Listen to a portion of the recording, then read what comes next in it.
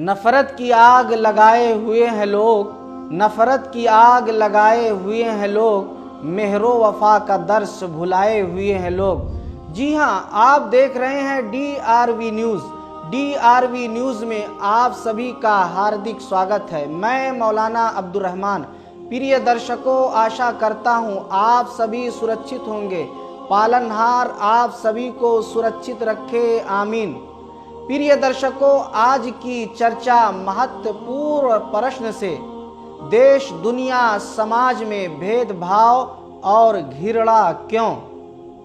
प्रश्न उत्तरी धर्म और शास्त्र का फॉलो न करना देश दुनिया समाज में भेदभाव और घृणा के कारण है। प्रिय दर्शकों, धर्म और शास्त्र हमें आपसी भाईचारा और मोहब्बत की शिक्षा देते हैं। आइए इस विषय में सर्वप्रथम पवित्र पुस्तक कुरान मजीद सूरतुल हुजरात की आयत नंबर 13 पढ़ लेते हैं। औज़ु बिल्लाहि मिनश शैतानिर रजीम। या अय्युहन्नासु इन्ना खलक़नाकुम मिन ज़करिन व उन्सा वजअलनाकुम शुऊबन व क़बाइला लितआरफ़ू इन्न अकरमकुम इंदल्लाहि अत्क़ाकुम इन्नल्लाहा अलीमुन ख़बीर।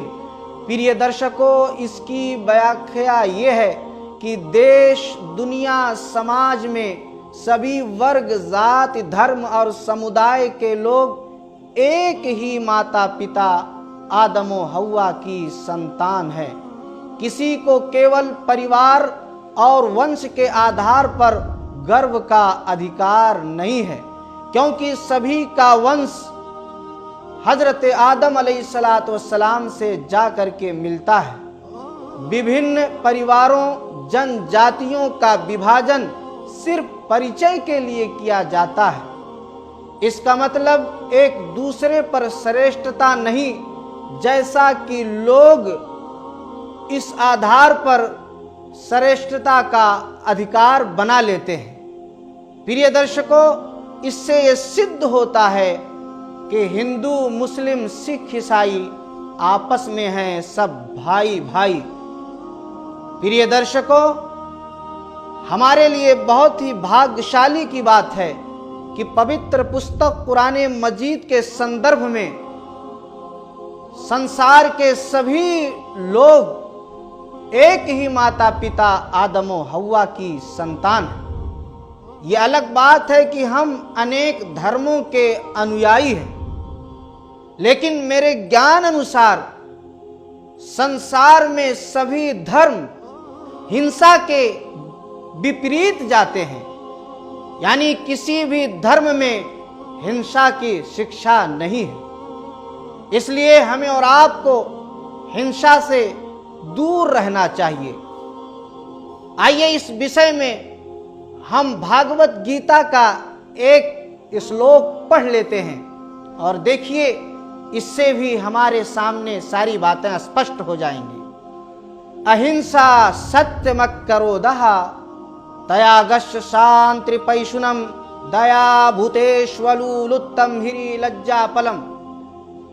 इस श्लोक में इन बातों की शिक्षा दी गई है कि अपनी जुबान, हाथ, पैर से किसी को दुख ना दिया जाए, सदा सत्य बोला जाए, अपने भाई का पीठ पीछे गीबत ना की जाए, अपने भाई के लिए अपनी इच्छाओं का बलिदान दे दिया जाए, और नर्म दिल होना चाहिए, कृपालु होना चाहिए, और हया और शर्म अपनी जीवन में रखना चाहिए।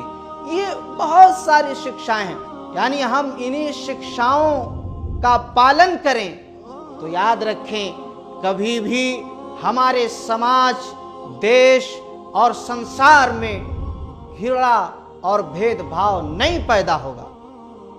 प्रश्न तो यही है कि घृणा क्यों पैदा होते हैं, भेदभाव क्यों होते हैं, तो उसका स्पष्ट उत्तर यही बनता है कि हम अपने धर्मों के अनुसार अपने जीवन को व्यतीत नहीं करते हैं। इसी कारण हमारे समाज और हमारे देश में और हमारे अंदर भेदभाव और घृणा पैदा होता है। वगरना अगर हम धर्म और शास्त्र को सही तौर से फॉलो करने लगें, उसके अनुयायी बन जाएं, तो याद रखें कि हमारे देश से, हमारे समाज से, हमारे दरमियान से भेदभाव खत्म हो जाएगा।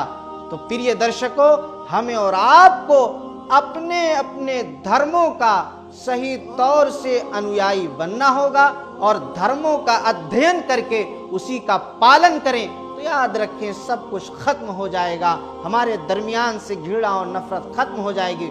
इतना ही नहीं, अगर आप सही मानों में धर्म प्रेमी बनते हैं तो श्री राम जी का ये शिक्षा याद कर लें। वो कौन सी शिक्षा है?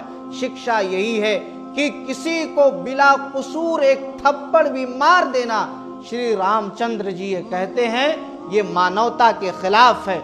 इसीलिए अगर हम और आप इस तरह की बातें या इस तरह के काम हिंसा को बढ़ावा दे रहे हैं, चाहे वो देश में कोई भी मुद्दा हो, हिजाब का मुद्दा हो या कोई और मुद्दा हो, किसी भी प्रकार के मुद्दे हो, और हम उसमें लिप्त हैं, तो याद रखें हम सही मानों में धर्म प्रेमी नहीं है। इसीलिए अगर हमें धर्म प्रेमी बनना है तो हमें अपने धर्मों का, शास्त्रों का सही मानों में फॉलोवर होना पड़ेगा। और जब हम फॉलोवर हो जाएंगे अपने धर्म और शास्त्र का, तो हमारे दरमियान से ऑटोमेटिक सारी खराबियां दूर हो जाएंगे और हम सब आपस में भाई भाई हो जाएंगे। वरना हमारे दरमियान घृणा और नफरत ही रहेगा। इसीलिए घृणा और भेदभाव के खात्मे के लिए जरूरी है कि हम सही तौर से धर्म और शास्त्र के फॉलोअर बने।